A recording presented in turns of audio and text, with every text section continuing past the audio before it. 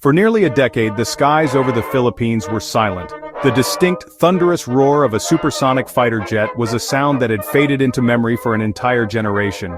The Philippine Air Force had retired its last fleet of capable fighters, the venerable Northrop F-5 Freedom Fighters, back in 2005. This left the sprawling archipelago nation without a key tool for sovereign air defense. The country, which faces complex security challenges across its vast maritime territory, could not even scramble a jet to intercept an unidentified aircraft. This was a glaring capability gap that left the nation vulnerable and its air force in a state of limbo. Then, something changed. A new sound returned to the skies, sharp and powerful. This was the sound of the Korea Aerospace Industries F-50 Fighting Eagle.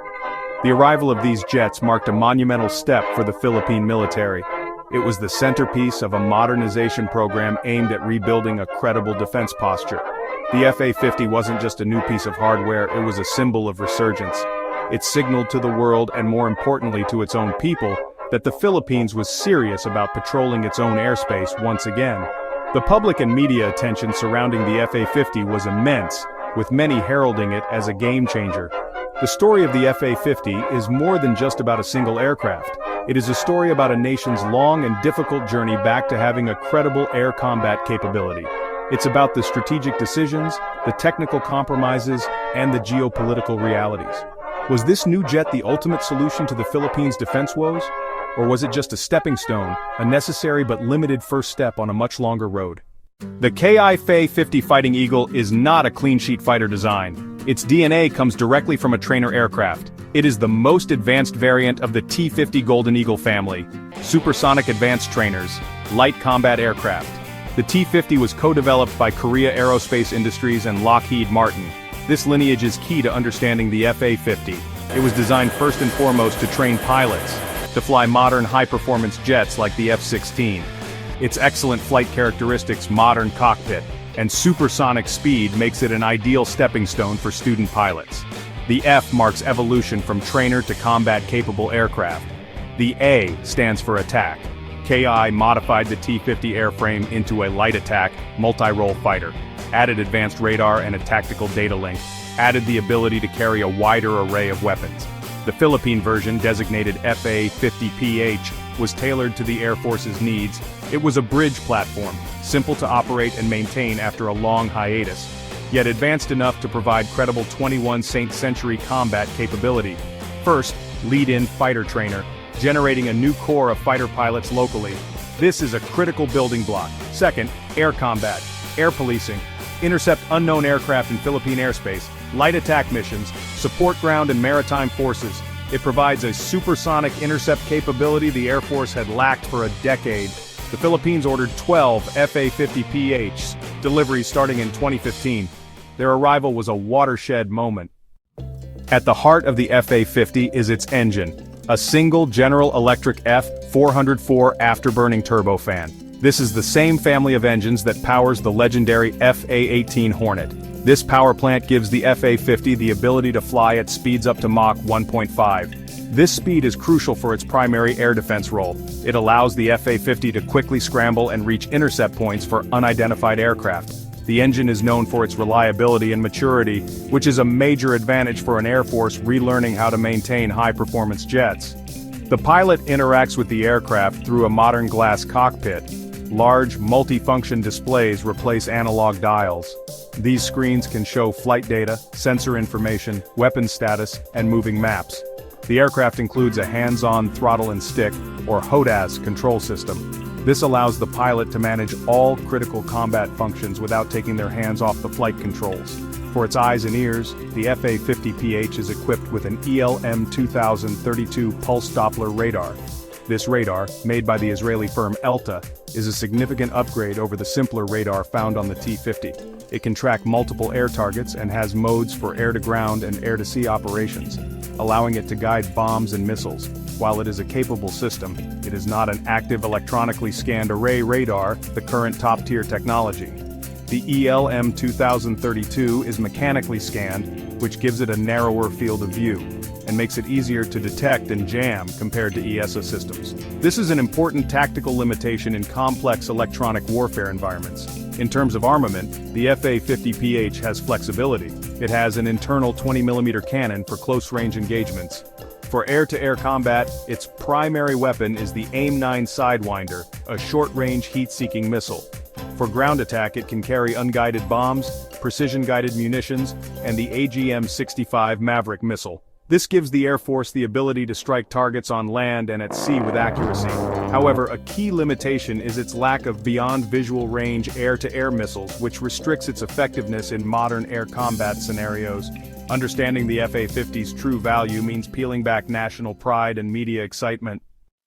When placed in the context of Southeast Asia, the FA-50PH occupies a specific niche.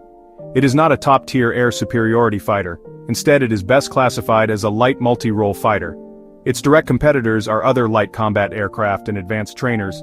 Indonesia operates the T-50 platform, Thailand operates the T-50 platform, Malaysia operates the BAE Hawk. Compared to these, the FA-50PH supersonic speed and more advanced radar give it an edge. However, comparisons change when you look at more powerful fighters nearby. Vietnam operates Sukhoi Su-30 Mk2S. The Su-30 is a heavy twin-engine long-range fighter. It carries a large beyond visual range missile loadout.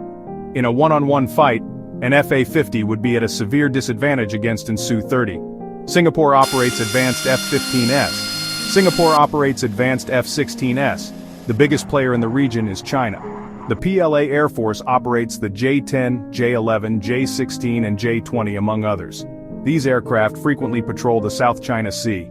Comparing 12 FA-50S to the might of the PLA Air Force isn't serious. The FA-50 was never intended to go toe-to-toe with China's best fighters.